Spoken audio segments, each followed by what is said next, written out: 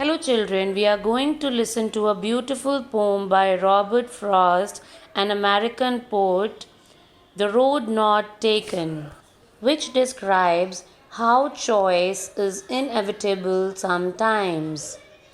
Listen to the poem and enjoy it. Two roads diverged in a yellow wood, and sorry I couldn't travel both and be one traveler.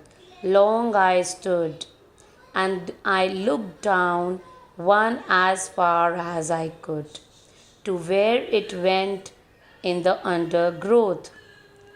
Then took the other as just as fair, and having perhaps the better claim because it was grassy and wanted wear. Though as for that the passing there had warned them really about the same. And both that morning equally lay in leaves no step had trodden black. Oh, I kept the first for another day, yet knowing how way leads on to way. I doubted if I should ever come back. I shall be telling this with a sigh. Somewhere ages and ages hence, two roads diverged in a wood, and I took the one less travelled by, and that has made all the difference. Did you like the poem? How you felt after listening to the poem? Did you understand anything? Pause the video and write the answer in your notebook. Well, let me tell you that this poem, The Road Not Taken, is written as a joke for a friend. Robert Frost wrote this poem for his friend Edward Thomas. When they went walking together, Thomas was chronically indecisive about which road they ought to take. Means they could not decide that which road they should take, and often lamented that they should in fact have taken another one. Lamented means felt sorrow for it. So the poem begins with the dilemma as many fairy tales do. The speaker comes to a fork in the road and has to decide which path to follow. Two roads diverged in a yellow wood, and sorry I couldn't travel both and be one traveler. Long I stood and longed down one as far as I could to where it bent in the undergrowth. Two roads diverged in a yellow wood. In his description of the trees, Frost uses yellow leaves, which shows that the season changes from green to yellow. And yellow wood is a symbol of the entire forest. Wood means forest. Parallelly, Robert Frost wants to tell us that one single decision can transform a life. The yellow leaves suggest that the poem is set in autumn season, perhaps in a section of woods filled mostly with some trees. The leaves of both turn bright yellow in fall. The lines show the change of one season to the other, the transience of one season to the other. Parallelly, it shows one choice supplant the other. Yes, sometimes it happens that we chose one thing and we leave the other because we have to decide on one. And the literal meaning, traveling two paths at once, cannot be possible. Okay? After peering down one road as far as he could see, the speaker chooses to take the other one, which he describes as just as fair and having perhaps the better claim, because it was grassy and wanted wear. Though as for that, the passing there had warned them really about the same. Later in the poem, the speaker calls the road he chose less traveled, means where people had not traveled by, and it does initially strike him as slightly grassier, new, slightly less trafficked, means people have not walked upon it.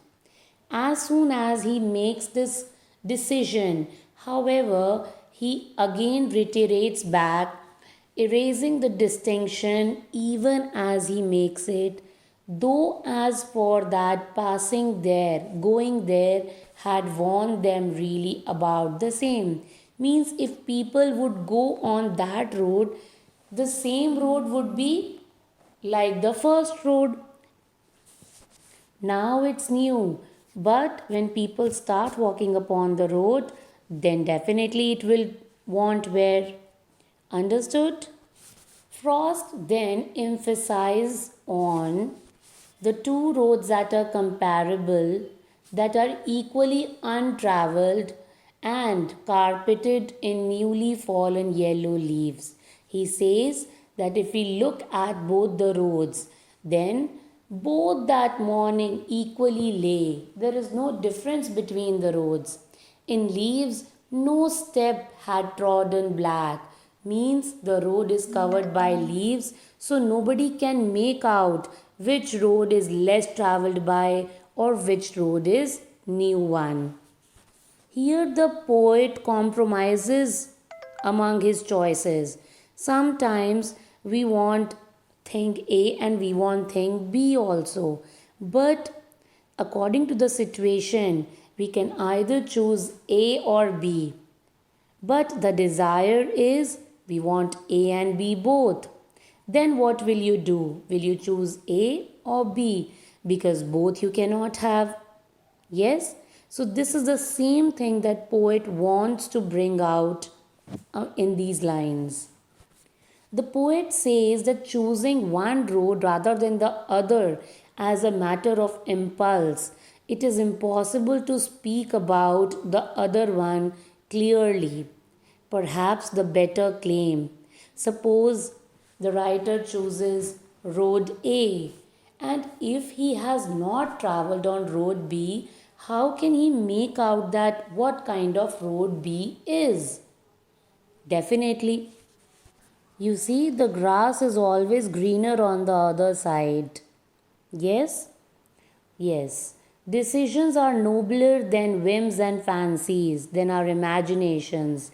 And this reframing is comforting too, for the way it suggests that life unfolds through conscious design.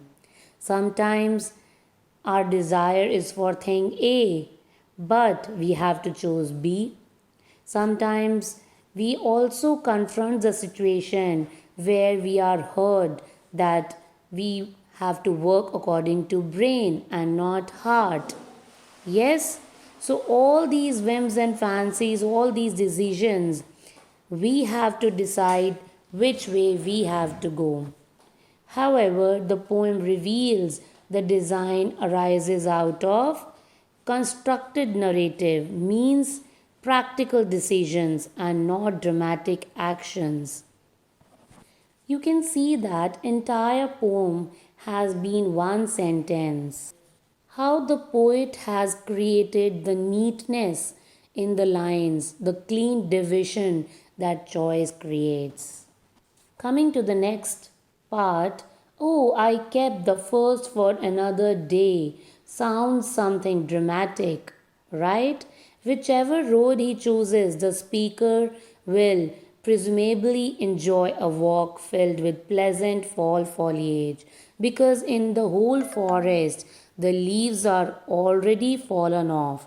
So he could not make out which road is unique one. Both the roads are similar. How does it matter? It is just a matter of heart here. Yes? So, coming back, the poem's tone turns increasingly confusing, difficult to grasp, because on the one side, the poet says that the roads are similar, but on the other side, he wants to choose the other road, he selects the other road. So basically, what is there in this? I saved the first for another day. That is a confident statement. But only to turn back and revise these lines, yet knowing how way leads on to way. On the other side, it doesn't matter to him because he knows that one way would results in the other way. Yes, and the process would go on and on. As I had already told you that this poem was written at a time when many men doubted they would ever go back to what they had left.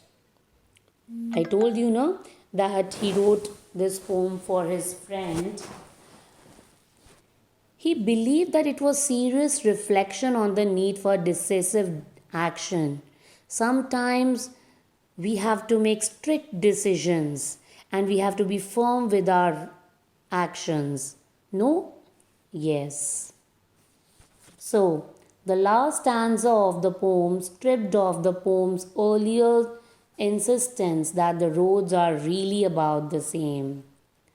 Frost lines have often been read as celebration of speciality, individualism. He said two roads diverged in a wood and I took the one less traveled by, and that has made all the difference.